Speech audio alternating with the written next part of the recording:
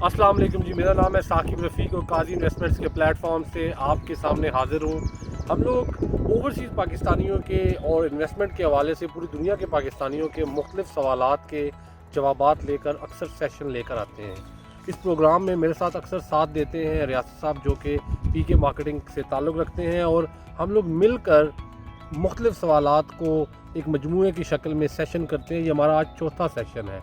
आज हमने ये प्लान किया कि हम ये पूरे का पूरा सेशन गवादर के हवाले से करें, जो कि गवादर की एक तो हमें बहुत ज़्यादा सवालात आ चुके थे, और सेकेंडली ये सेशन फ्रूटफुल हो सके उन लोगों के लिए जो स्पेसिफ़िकली सिर्फ गवादर के बारे में जानना चाहते हैं। रियाज साहब को वेलकम करेंगे। रियाज साहब अस्सलाम वालेकुम। इससे पहले कोई भी सवाल आपके सामने लेकर आऊँ, हमारे पास बहुत से सवालात हैं ओवरसीज़ पाकिस्तानियों के, उनमें से कुछ हमने जो है वो चूज़ किए हैं, चूँकि इतने ज़्यादा सवालात नहीं लिए जा सकते प्रोजेक्ट में। अदरवाइज़ हमारा जो ये प्रोजेक्ट है, जो ये हमारा एक सेशन होता है, जो ये प्रोग्राम होता है, ये बहुत तवील हो जाता है। मेरी गुजारिश है कि अगर आपने अब तक हमारा YouTube चैनल सब्सक्राइब नहीं किया तो प्लीज़ इसको ज़रूर सब्सक्राइब कर लें, और हमारी वीडियो अगर आपको पसंद आए तो लाइक भी करें और अपने दोस्तों से शेयर कीजिएगा। स्ट्रेट अवे पहले क्वेश्चन की तरफ से आते हैं जी। पहला क्वेश्चन है आबिद साहब का UK से, और पूछते हैं कि what is the security for our investment in Gwadar. Generally speaking वो पूछ रहे हैं जी कि गवादर के अंदर अगर वो कुछ इन्वेस्ट करते हैं तो क्या उन्हें कल कुछ मिलेगा भी, क्या सिक्योरिटी दे रहे हैं अगर वो गवादर की किसी भी अप्रूव्ड सोसाइटी में, किसी भी लीगल प्रोजेक्ट में इन्वेस्ट करते हैं, तो इस चीज़ की क्या गारंटी है कि कल उनको वहाँ पर कुछ मिलेगा भी। अस्सलाम वालेकुम। इस सवाल के दो पहलू हैं। सबसे पहले जो गवादर है, जो पूरा प्रोजेक्ट है सी पैक का इटसेल्फ, उसकी मुकम्मल होने की गारंटी। ये तकरीबन 40 बिलियन चाइना की तरफ से और 10 बिलियन सऊदी अरब की तरफ से और बाकी दीगर ममालिक की इन्वेस्टमेंट जो है, ये इतने बड़े स्टेक्स जो है, ओवर 60 बिलियंस के जो स्टेक है, ये खुद ये मुल्क जो है अपना ये प्रोजेक्ट जो है मुकम्मल करवाएंगे, साथ होकर पाकिस्तान की हुकूमत के, पाकिस्तान की आर्मी के साथ मिलकर ये प्रोजेक्ट मुकम्मल करवाएंगे, क्योंकि सबसे ज़्यादा स्टेक्स उनके हैं जिनकी इतनी बड़ी इन्वेस्टमेंट है। पहली बात तो ये है। दूसरी बात, जो इन्वेस्टर्स हैं, छोटे इन्वेस्टर्स हैं, मेरी तरह, आपकी तरह, या दीगर जो लोग के इंडिविजुअल्स हैं, उनकी इन्वेस्टमेंट जो है, जो 1 प्लाट 2 प्लाट या 3 प्लाट ले के बैठते हैं और वो चाहते हैं कि उनकी इन्वेस्टमेंट किस तरह से सिक्योर हो, उसके लिए जो हुकूमत पाकिस्तान है उसने GDA जो रेलिवेंट अथॉरिटी है वहाँ पे उसको इतना बाख्तियार किया है कि वो हर चीज़ के ऊपर नज़र रखे हुए हैं। अब जो बंदा ग्वादर में प्लॉट लेता है किसी अच्छी रिलायबल हाउसिंग सोसाइटी से, उसको जो रजिस्ट्रेशन होती है, ना सिर्फ उस प्रोजेक्ट के साथ जो मेंबरशिप लेटर मिलता है, उसके साथ ग्वादर डेवलपमेंट अथॉरिटी का लेटर भी साथ मिलता है, जिसमें वो प्लॉट जो है वो डायरेक्टली ग्वादर डेवलपमेंट अथॉरिटी के साथ भी रजिस्टर्ड होता है और वहाँ से रजिस्ट्रेशन आती है।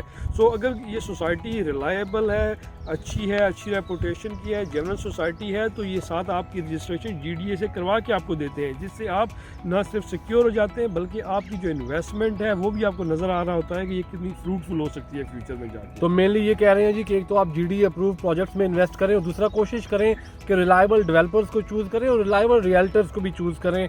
उसमें आप रियासत साहब से भी मदद ले सकते हैं, नंबर हम शेयर कर देंगे। अगले सवाल की तरफ चलते हैं जी। अमीना वास्ती हैं जो कि चेल्सी UK से। अमीना वास्ती कहती हैं डिमांड एंड सप्लाई के बारे में उनका सवाल है कि जितने ज़्यादा प्लॉट्स बेचे जा रहे हैं, क्योंकि एक लंबे अरसे से वो कहती हैं कि हम देख रहे हैं गवादर के प्लॉट्स बिक रहे हैं, गवादर की प्रॉपर्टीज़ बेची जा रही हैं, ज़्यादा उसमें रेजिडेंशियल हैं, तो क्या वो कहती हैं कि ये डिमांड एंड सप्लाई को सामने रख कर किया जा रहा है? कहीं ऐसा तो नहीं होगा कि इतने बेच दिए जाएं, कल को उतने प्लॉट्स की क्या ज़रूरत भी है? तो थोड़ा रियाज साहब इस बारे में बताएं कि क्या है गवादर के अंदर डिमांड, अगर अभी नहीं तो अगले 10 सालों में क्या ऐसी चीज़ें हैं जिनको समझ कर इन्वेस्टर को इन्वेस्ट करना चाहिए कि वाकई कल को इन चीज़ों की डिमांड होगी या नहीं होगी, चाहे वो रिहायशी प्लॉट हैं, चाहे कमर्शियल प्लॉट्स हैं, क्या होने क्या जा रहा है गवादर में? बिल्कुल, मैं ज़रा सा डिटेल में इसका जवाब दूंगा कि ग्वादर जो है, इस वक्त ग्वादर में अभी डेवलपमेंट का काम शुरू हुआ है। अगर हम जो ग्वादर का मास्टर प्लान है उसकी स्टडी के हिसाब से देखें तो अगले जो 3 साल है 2025 तक हमें मज़ीद 14,500 घरों की ज़रूरत है। 14,500 नए घर हमें चाहिए ग्वादर में अगले 3 साल में। और अगर हम 2030 तक देखें तो हमें तकरीबन 16,000 नए घर चाहिए।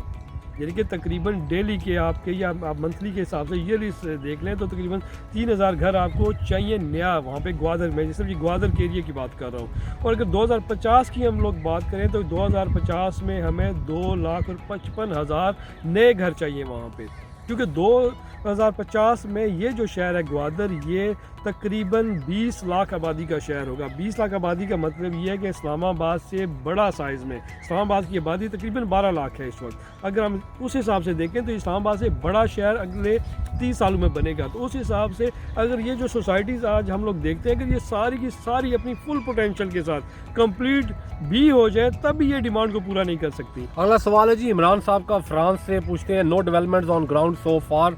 उनका सवाल बेसिकली ये है जी कि ग्वादर में अभी तक पिछले 4-5 साल में कोई ख़ास डेवलपमेंट ऑन ग्राउंड नहीं हुई, चाहे वो सोसाइटियों के अंदर हो, चाहे वो ओवरऑल ग्वादर की डेवलपमेंट हो। तो क्या इसकी वजह थी, क्यों ऐसा हुआ है, क्यों ये डेवलपमेंट नहीं हुई? और इसकी वजह से उनका कहना ये है कि मार्केट बहुत स्लो हो चुकी हुई है और जो इन्वेस्टर इन्वेस्ट कर चुके हैं वो उनके कागज़ों में फंसे हुए हैं। तो आप इसका थोड़ा डिटेल में जवाब दें, क्या फंसे हुए हैं, नहीं फंसे हुए, ये तो एक अलग बात है, लेकिन डेवलपमेंट के हवाले से क्यों वहाँ पे डेवलपमेंट नहीं हुई? देखिए, ये एक परसेप्शन है कि वहाँ पे काम नहीं हुआ। देखें, दो चीज़ें हैं, इंफ्रास्ट्रक्चर का जो काम था वो तो हो रहा था, लेकिन जो ग्वादर के अंदर जो काम है वो मास्टर प्लान जो था उसको बनाया जा रहा था पिछले 5 साल से। आप अंदाज़ा करें कि पिछले 5 साल में ग्वादर डेवलपमेंट अथॉरिटी ने कोई नया एनओसी जारी नहीं किया। क्यों नहीं किया? इस वजह से कि उसके मास्टर प्लान पे काम हो रहा था। ये चाइना और पाकिस्तान जो दोनों ममालिक हैं, ये इनकी दोनों की अथॉरिटीज़ मिल के मास्टर प्लान को बना रही थी। और अभी रिसेंटली पिछले साल के आखिर में मास्टर प्लान आया है, जिसके मुताबिक जो हर तरह की जो सर्विसेज हैं उनके लिए अलग अलग जगह मुख्तस कर दी गई है। हाउसिंग सोसाइटीज़ के लिए अलग कर दिया गया एरिया, कमर्शियल जोन्स के लिए अलग कर दिया गया है, एयरपोर्ट अलग कर दिया गया, हर चीज़ के लिए अलग अलग ज़मीन मुख्तस कर दी गई है। जिसके बाद अब सोसाइटीज़ ने वहाँ पे काम करना शुरू कर दिया है। असल जो डेवलपमेंट का काम है वो अभी शुरू हुआ है, तो ये स्टार्ट है एक नए दौर का इस साल से। अगला सवाल है जी जर्मनी से सरदार खान पूछते हैं कि मास्टर प्लान जो है वो क्या डिफरेंस मेक करेगा ग्वादर के लिए, इसके आने से क्या हो जाएगा?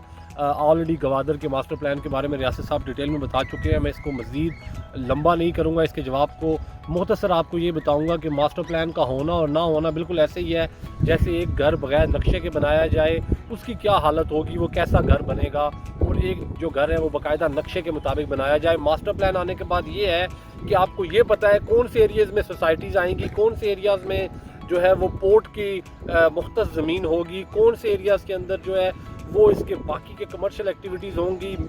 मरीन ड्राइव है, अगर उसके ऊपर हाई राइज आना है, या कोई एरिया है जहाँ पे जाकर इसकी जो एक्टिविटीज़ होनी है कमर्शियल प्योरली, या मेन बड़े जहाँ पे हब आने हैं तिजारती हब, तो वो कहाँ पे होंगे। ये सारी जो है इंडस्ट्रियल एरियाज़ कहाँ आने हैं, कौन से इंडस्ट्रियल जोन्स होंगे, कहाँ पे इंडस्ट्रियल प्लॉट्स आएंगे। तो इन चीज़ों की वजह से फ़ायदा क्या होगा कि अब वो ज़मीन की कैटेगरीज बन गई हैं और फ्यूचर में इन्वेस्टर जो काम करना चाहता है, अगर वो कोई इंडस्ट्री लगाना चाहता है तो वो उस हिसाब से ज़मीन लेगा, अगर कोई वेयर हाउस बनाना चाहता है तो उस हिसाब से वो ज़मीन लेगा, और डिफ़ाइन हो गया है। और आपको ये पता है कि अगर हमारी ये ज़मीन जो है या हमारा प्लॉट जो है वो रेजिडेंशियल एरिया में, तो आपको पहले दिन से पता है कि यहाँ पे कल को सोसाइटियाँ ही आएंगी, दोबारा से ये ज़मीन जो है खुदा न खास्ता गवर्नमेंट नहीं मांग लेगी अपनी ज़रूरियात की वजह से। मैंने कोशिश की कि मैं डिटेल में जवाब दूँ, अगर आप इंडिविजुअली भी पूछना चाहें तो मुझे मैसेज कर लीजिएगा।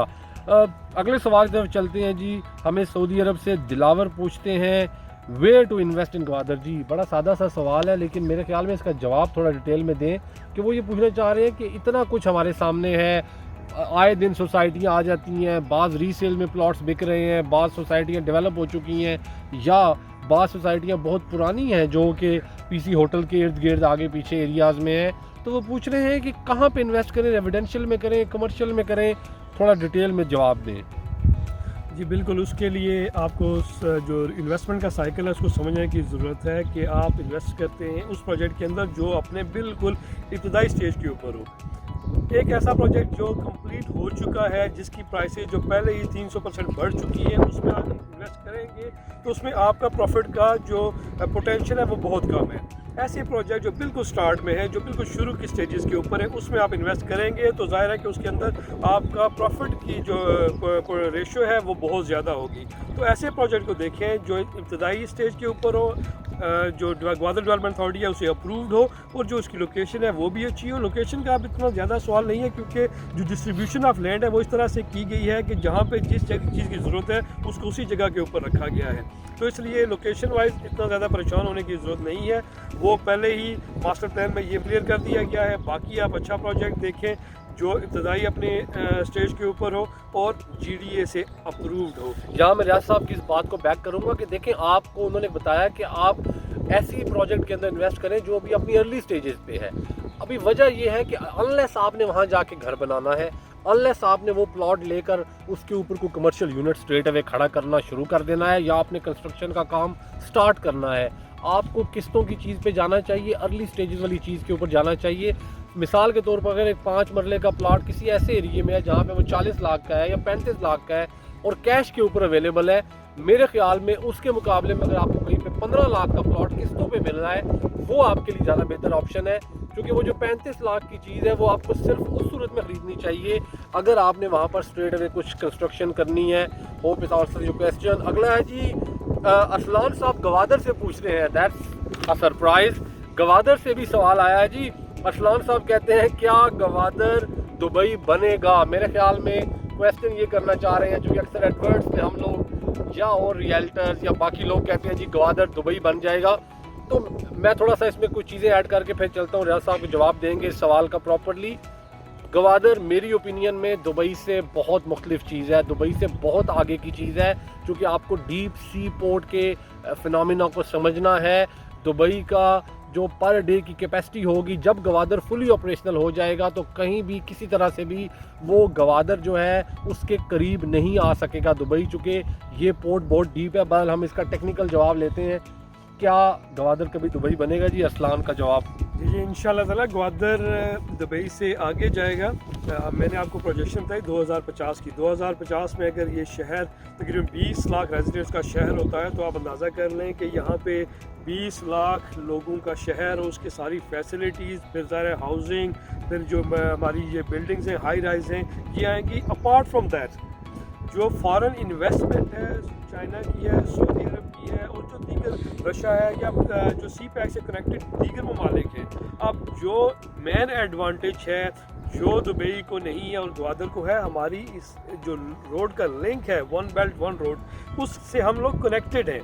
और ये कहाँ तक लेके जाएगा, ये एक बहुत बड़ा चैप्टर है जिसको इतने शॉर्ट टाइम में डिस्कस करना मुमकिन नहीं है। आप सिर्फ वन बेल्ट वन रोड से कनेक्ट होने के बाद आप अंदाज़ा लगा लें कि हमारी जो ग्वादर में जो शिपमेंट आएगी वो कहाँ तक बाय रोड जा सकती है, कहाँ से हमारे पास जो इंपोर्ट्स आ सकती हैं और जा सकती हैं। ये बहुत बड़ा फिनोमेना है। इंशाल्लाह ताला इन शॉर्ट ग्वादर दुबई से आगे जाएगा। थोड़ा सा टाइम कंज्यूमिंग है, अगले 2 से 3 साल के बाद आप देखेंगे कि ग्वादर किस तरह से टेक ऑफ कर रहा है। नईम साहब ब्रेडफर्ड से पूछते हैं जी, क्या गवादर में वाकई सऊदी अरब जो है वो अपनी कोई इन्वेस्टमेंट लेकर आ रहा है? क्या वहाँ पर वाकई सऊदी अरब जो है कोई ऑयल की रिफाइनरी ला रहा है? कहीं पर उन्होंने पढ़ा है कि सऊदी जो है वो बहुत बड़े पैमाने पे तेल की तलाश का काम और फिर ऑयल रिफाइनरी का काम और आगे चलकर परमानेंटली ऑन साइट तेल की वहाँ से दुनिया को सप्लाई का काम करने जा रहे हैं? कहाँ तक हकीकत है इस बात में वो पूछते हैं। और साथ में वो पूछ रहे हैं कि क्या चाइना के अलावा बाकी ममालिक भी पाकिस्तान में या गवादर में इन्वेस्टमेंट कर रहे हैं? जी बिल्कुल, जो सऊदी अरब का क्वेश्चन है, सऊदी अरब और पाकिस्तान का रिसेंटली MOU साइन हुआ है, जिसके अंदर सऊदी अरब $10 बिलियन की इन्वेस्टमेंट करेगा पाकिस्तान के अंदर, जिसमें ग्वादर में ऑयल रिफाइनरी के अलावा पेट्रोकेमिकल कम्प्लेक्स भी बनाया जाएगा जो मुस्तकिल तौर पे वहाँ पे काम करेगा। ये सऊदी अरब की $10 बिलियन की इन्वेस्टमेंट है, जो कि न सिर्फ जॉब क्रिएशन के लिए बल्कि हमारी जो लोकल इकॉनमी है उसमें भी बड़ा रोल प्ले करेगी। उसके अलावा अगर आप देखें तो पाकिस्तान, टर्की और अज़रबैजान, यहाँ पे हमारा एक जो ट्रेन का ट्रैक है उसको बहाल किया जा रहा है। इसके अलावा पाकिस्तान, ईरान और जो अफ़गानिस्तान है वहाँ का हमारा जो ट्रेन का रूट है उसको भी बहाल किया जा रहा है। ये सारे ममालिक को कनेक्ट किया जा रहा है। कनेक्टिविटी जितनी अच्छी होगी, हमारी जो इन्वेस्टमेंट है वो इतनी तेज़ी से आएगी। तो इसके अलावा जो रशिया है उसकी इन्वेस्टमेंट भी आ रही है और दीगर बहुत सारे ममालिक हैं जो इनडायरेक्टली, जो डायरेक्टली इन्वेस्टमेंट नहीं कर रहे, इनडायरेक्टली इन्वेस्टमेंट कर रहे हैं वहाँ पे। तो ये चीज़ें भी वहाँ पे हो रही हैं और ये हमें प्रैक्टिकली जो है अगले 1 से 2 साल में ऑन द ग्राउंड प्रैक्टिकली नज़र भी आएंगी। जी, टाइम शॉर्ट होने की वजह से हम सिर्फ एक आखिरी सवाल मजीद ले रहे हैं। बर्मिंघम से राजा आदिल पूछते हैं कि इतनी सोसाइटियाँ हाउसिंग प्लॉट बेच चुकी हैं, इतनी हाउसिंग सोसाइटीज़ के प्लॉट्स बिक चुके हैं, रेजिडेंशियल प्लॉट्स बिक चुके हैं, क्या अब भी आप लोग काजी इन्वेस्टमेंट्स के प्लेटफॉर्म से हमें रेकमेंड करते हैं कि प्लॉट्स लेने चाहिए? अगर मुझसे ज़ाती तौर पे पूछें तो मैं तो डेफिनेटली रेकमेंड करता हूँ। उसकी वजह यह है कि हर जगह पे एंटर होने का, इन्वेस्टमेंट करने का एक टाइम होता है। अगर आप 70s के दहाई में या 80s के अंदर आप कतर की हालत देखें, क्या हालत थी उस वक्त दोहा की, या आप अगर दुबई को देखें, या इवन आप उस वक्त ओमान को देखें, या बाकी जितने ममालिक जिनके तेल के उस वक्त तक तेल की दरियाफ्त नहीं हुई थी, सिर्फ एक तेल की बुनियाद पे, जो कि सस्टेनेबल एनर्जी भी नहीं है।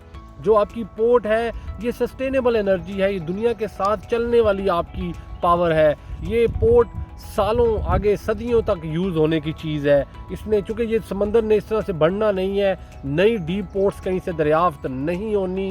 अब आज टेक्नोलॉजी इतनी ज़्यादा है कि लोगों को पता है कि कहाँ कहाँ पे पोर्ट्स जो हैं वो डीप बनाई जा सकती हैं, कहाँ कहाँ पे लिंक दुनिया के बनते हैं। तो उस हवाले से ये स्ट्रेटिजिकली बहुत अहम चीज़ है। लेकिन देखें, फिर भी तेल की बुनियाद पे उन मुल्कों ने तरक्की की और वहाँ पे आज सोचा भी नहीं जा सकता कि एक आम आदमी जो है वो किस्तों पे प्रॉपर्टी ख़रीद सके। लेकिन जब लोग एंटर हुए इस काम के अंदर, बड़े लेवल के ऊपर ताजर एंटर हुए, इंडस्ट्रियलिस्ट एंटर हुए, इंडिविजुअल्स एंटर हुए, ओवरसीज़ से जाकर लोगों ने प्रॉपर्टीज़ ख़रीदी। तो मेरा जवाब तो ये है कि ज़रूर आपको लेना चाहिए, कुछ ना कुछ ज़रूर ख़रीदें। रियासत साहब से भी उनकी ओपिनियन लेते हैं। जी बिल्कुल, बहुत अच्छा टाइम है ये। ज़ाहिर है कि अगर आप पिछले 5 साल अगर आप देखें तो मास्टर प्लान की वजह से काम थोड़ा सा जो रेजिडेंशियल सेक्टर है उसमें कम हुआ। अभी चूँकि वहाँ पे जो कारोबार है ग्वादर पोर्ट के ऊपर अभी शुरू हो गया है, वहाँ पे जो शिपमेंट से आना शुरू हो गई हैं, तो अभी ये बिल्कुल टेक अप पोजीशन है। अभी से आगे अगर आपने 5 साल अगले देखने हों या 7 साल 10 साल, तो उसके लिए बहुत अच्छा मौका है इस वक्त, क्योंकि आप कीमतों ने ऊपर जाना है, आप कीमतें ये वापस नहीं आएंगी, इन कीमतों ने ऊपर ही जाना है। तो जो भी आपको अच्छा प्रोजेक्ट, इसके लिए आप हमसे फर्दर भी डिस्कस कर सकते हैं, फ़ोन करके डिस्कस कर सकते हैं। अच्छा प्रोजेक्ट जीडीए से अप्रूव्ड हो, इंस्टॉलमेंट के ऊपर हो, उसमें इन्वेस्टमेंट करें और अगले 3 से 5 साल, कम अज़ कम 5 साल जहन में रखिए। अगले एक 2 साल ना जहन में रखिए, 5 साल जहन में रखिए और ये आपकी जो इन्वेस्टमेंट है इंशाअल्लाह बहुत फ्रूटफुल रहेगी। क्योंकि जो मास्टर प्लान है उसके मुताबिक अगले 7-8 साल जो है 2030 तक जो है हमें कम अज़ कम वहाँ पे 16,000 कम अज़ कम घरों की ज़रूरत वहाँ पे होगी। तो उस हिसाब से जो ये सोसाइटीज़ हैं इन सब में अगर आबादी आ भी जाती है तब भी हम लोग वहाँ पे ये ज़रूरत पूरी नहीं कर सकेंगे। बहुत शुक्रिया जी आपका। गवादर के बारे में डिटेल सेशन हम लोगों ने किया है। अगर आपके भी गवादर के हवाले से कुछ सवालात हैं तो आप हमें डायरेक्टली पूछ सकते हैं। गवादर में अगर इन्वेस्ट करना चाहते हैं तो आप हमसे पूछ सकते हैं कहाँ इन्वेस्ट करना चाहिए। हमारे नंबर्स नीचे दिए गए हैं। हम चाहेंगे कि आप गवादर के बारे में कोई भी सवाल रखते हो ज़रूर हमसे बात कीजिएगा। मेरी तरफ से और राज साहब की तरफ से फ़िलहाल इतना ही। हमें दीजिए इजाज़त। अल्लाह हाफ़िज़।